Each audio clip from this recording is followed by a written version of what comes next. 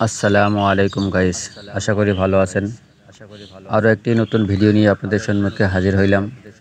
আমরা আগের ভিডিওতে শিখেছি যে খারা জবর খারাজের উল্টা পেশকে কিভাবে পড়তে হয়, কতটুকু লম্বা করে পড়তে হয়।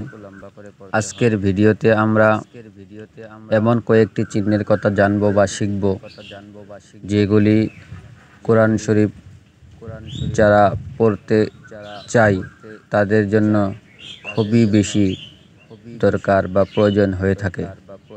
সেই চিহ্নগুলো যদি আমরা না জানি, কিভাবে পড়তে হয় না বুঝি, তাহলে কোরআন তেলাওয়াত করা আমাদের জন্য কষ্টদায়ক হবে। যদি ভিডিওটি আপনাদের ভালো লেগে থাকে একটা সাবস্ক্রাইব করবেন, লাইক দিবেন আর শেয়ার বাটনে শেয়ার করে দিবেন, যাতে আপনার আত্মীয় স্বজনরা এই ভিডিওটি দেখতে পারে। আর সকলেই যেন এই চিহ্নগুলির নাম বা কীভাবে পড়তে হয় জানতে পারে, যাতে কোরআন শরীফ তেলাওয়াত করা তাদের জন্য সহজ হয়। চলুন প্রথমে শিখব আমরা 1 নম্বরে সাকিন। সাকিন কাহাকে বলে? এই চিহ্নটির নাম হচ্ছে সাকিন। সাকিন এরকম একটি চিহ্ন, যে অক্ষরের উপরে চিহ্নটি থাকে সেই অক্ষরকে একা পড়া যায় না, কারো সাহায্য নিয়ে, আগের হরফের সাহায্য নিয়ে পড়তে হয়। ঠিক ল্যাংড়া খোঁড়া মানুষের মতো। ল্যাংড়া খোঁড়া মানুষ যেভাবে কারো সাহায্য ছাড়া চলতে পারে না, সাকিনালা হরফগুলো ঠিক সেই রকমই একা উচ্চারণ হইতে পারে না, এর কোনো হরফের সাহায্য নিয়ে উচ্চারণ হয়।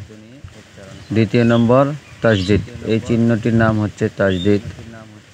তাসদিদ আলা হরফের মধ্যে 2টা হরফ থাকে, একটা হবে সাকিন আলা আর একটা হবে হরকত আলা। তাসদিদ যে হরফের উপরে থাকে তাকে 2বার পড়তে হয়। একবার সাকিন করে পড়তে হয় আর একবার হরকত লাগিয়ে পড়তে হয়। যেমন মনে করেন হামজা বা জবর আব বা জবর বা, আব্বা। ঠিক এমনি তাসদিদ যদি নুনের উপরে আর মিমের উপরে থাকে তাহলে সেই জায়গাত গুন্না করা ওয়াজিব। গুন্না আপনাকে করতেই হবে। মনে রাখবেন, তখন নুনের আর মিমের নামটা বদলে যাবে। তখন নুন মুশাদ্দদ মিম মুশাদ্দদ নাম হয়ে যাবে। বাকি যতগুলো অক্ষর আছে তার উপরে যদি তাসদিদ লাগে, নাম তো হবে কিন্তু তার মধ্যে গুন্না হবে না। মনে করেন, যেমন উদাহরণস্বরূপ বার উপরে থাকলে বা মুশাদ্দদ বলবে কিন্তু সেখানে গুন্না হবে না। যেরকম নুনের উপরে থাকলে গুন্না হবে।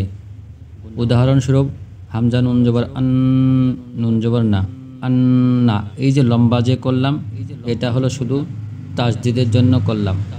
নুনের উপরে মনে রাখবেন, নুনের উপরে আর মিমের উপরে যদি তাসদিদ থাকে সেখানে 1 আলিফ লম্বা করে পড়তে হয়।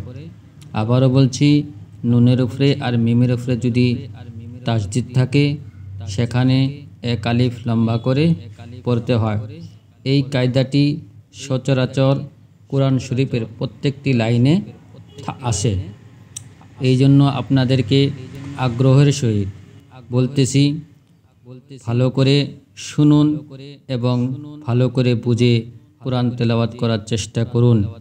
কারণ কোরআন এমন একটি জিনিস যাকে খুব শুদ্ধ করে পড়া আল্লাহ তাবারক ওয়া তাআলার হুকুম রয়েছে। ইনশাআল্লাহ আমরা সবাই কায়দাগুলো ভালো করে শিখব, আর কোরআন শরীফ যখন তেলাওয়াত করব তখন কায়দাগুলো টিকেলে ফিটিং করে কোরআন শরীফ তেলাওয়াত করব। আগামী ভিডিওতে আবার আপনাদের সঙ্গে দেখা হচ্ছে ইনশাআল্লাহ।